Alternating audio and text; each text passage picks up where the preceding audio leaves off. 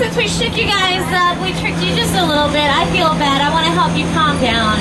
And there's no place more relaxing than the beach, right? Right. So we're going to go to the beach now, especially on such a hot day. We're just going to enjoy the water and the sun. Oh, you know what? I do have to tell you one thing, though. Last week, we were having a little bit of trouble here at our beach. We had a shark in the water. But there's nothing to worry about now. You can see he's over there on the right-hand side. He's not bothering anybody. The police boat out in the harbor, that is Officer George. He's swimming around, making sure everything's clear. Oh no. Looks like we didn't get the only shark out there. Well, he can't hear me if he's underwater. I hope he sees it. George! George, you might want to get back on the boat, bud. There's another shark there. George? George, you okay?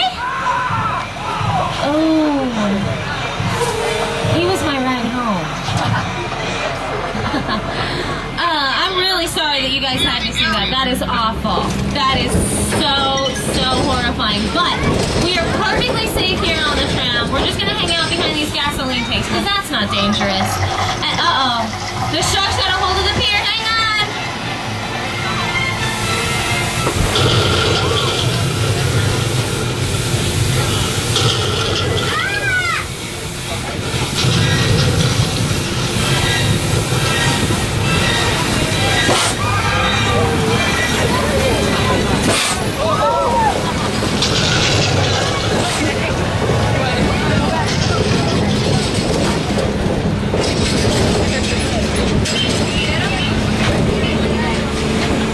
I do that 4 times a day and it never gets old.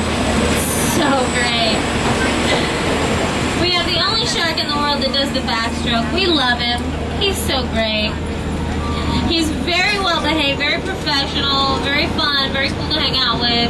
Very different from the shark that Steven Spielberg worked with when he was filming Jaws. They had a lot of problems with that shark. It kept breaking down, sinking to the bottom of the ocean, causing problems for everybody. It was a mess. But you don't have to take my word for it. That's a much maligned shark. The shark was frustrating. It didn't really work all the time. It didn't work hardly at all. Wherever you were on the island, you could hear the radio waves. They were always saying, the shark is not working. Repeat, the shark is not working. We just waited around. We just waited and waited and waited. The shark worked well enough. For a while there, it had the biggest hit of all time. So I really owe the shark a lot.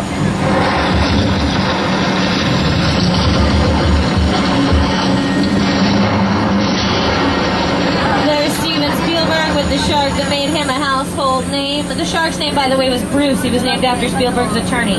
Now, this White House over on your right-hand side is where Eddie Murphy lived in the film Norbit. This house is also featured on the series Ghost Whisperer with Jennifer Love Hewitt, and they just filmed an episode of House starring Hugh Laurie. So if you watch House, you'll see this building. Probably very, very soon, because it's been a while since they filmed that episode. But now we are heading into the hottest neighborhood on TV. Have your cameras out. Welcome to Wisteria Lane. This is the home of ABC's Desperate If there is Housewives. one thing everyone in suburbia can appreciate, it's a good neighbor. We're going to go all the way down the street and then we'll turn around and come back. So if you're taking pictures, don't kill yourselves trying to get both sides at once. You'll get there. A lot of neighborhoods around here look alike. But sometimes you need a spot that doesn't look like anywhere else. This is Martha May Whoville decorating her home for the holidays. And as we complete the turn here, that same home will be on your right-hand side. This is what's left of Whoville from Dr. Seuss's How the Grinch Stole Christmas. But you know, I worry about those little Whos. They're so cute. They just want to celebrate Christmas. And they end up living right next door to a psycho. This is the Bates Motel where Norman Bates met all of his big... Oh my gosh, you guys! I didn't know that he was working today. No, it's okay. It's okay. He's just cleaning. He's a nice guy. So we're just going to take a few photos. You can see the Psycho house up at the top of the hill there. The Psycho house is built on a 7/8 scale. Oh, he's helping somebody else to check out, of course. Silly me. He's so helpful. Actually, oh hey, Norman? Norman? Hi. Do you have a pen I could borrow? I just need to write something down real quick. Do you mind? Thank you so much. Oh. Dennis, let's get going. Thanks anyway, Norman. I'll just remember it. I don't need to write it down. Oh, don't worry. He's not gonna hurt you. He's just a big mama's boy. Now, the Bates Motel and the Psycho House together make up one of the most historic sets on our lot. And now we're getting ready to go into one of the most spectacular sets ever built on any Hollywood lot. This is the Colossal Crash Site set from Steven Spielberg's War of the Worlds.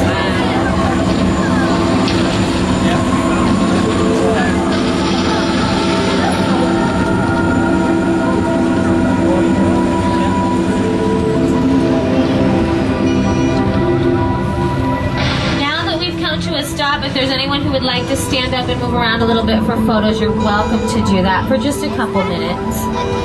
Here's a scene from War of the Worlds. The airplane crash site set is a perfect example of a set that is all designed around a vision that Steven had. When we first began to sit down to talk about the War of the Worlds, I thought, what if the 747 goes down right in a big neighborhood? Because it's just something you don't see. You're doing good. You're doing good. Keep your eyes on me. Listen, listen, I want you to close your eyes, okay? Got them closed?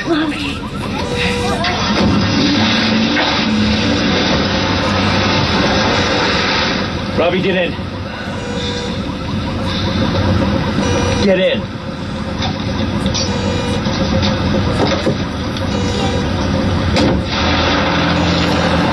That's War of the Worlds, starring Tom Cruise and Dakota Fanning. I do need everyone back in their seats now that we're moving. Thank you, folks.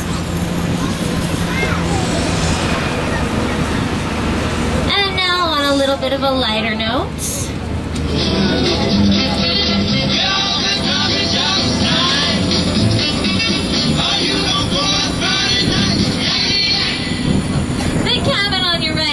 Was originally built for the great outdoors, starring John Candy and Dan Aykroyd, and after that it became Craig T. Nelson's home for the series Coke that was on TV for many, many years.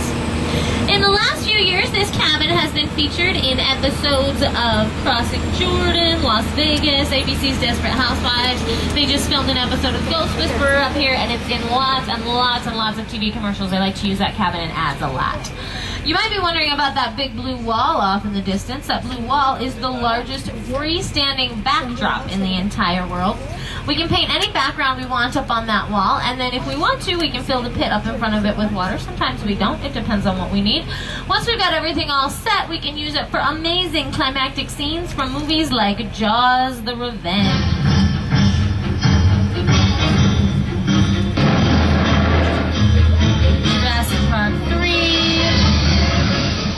The Hulk.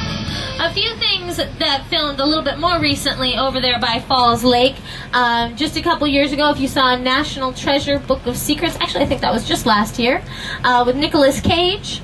They went to that Mayan temple carved up in the rocks of the Andes Mountains. Well, it was actually carved out of styrofoam over in Falls Lake.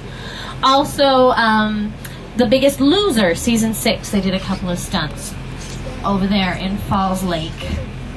And something that almost all of the movies in that montage had in common, almost all of them, not every single one, but most of them had something to do with CGI. They all used a lot of special effects, computer-generated imagery. I've mentioned it a couple times on the tour already. CGI is something that's becoming almost indispensable in Hollywood these days. It's hard to find a movie anymore that doesn't use any CGI. And one of the very first movies to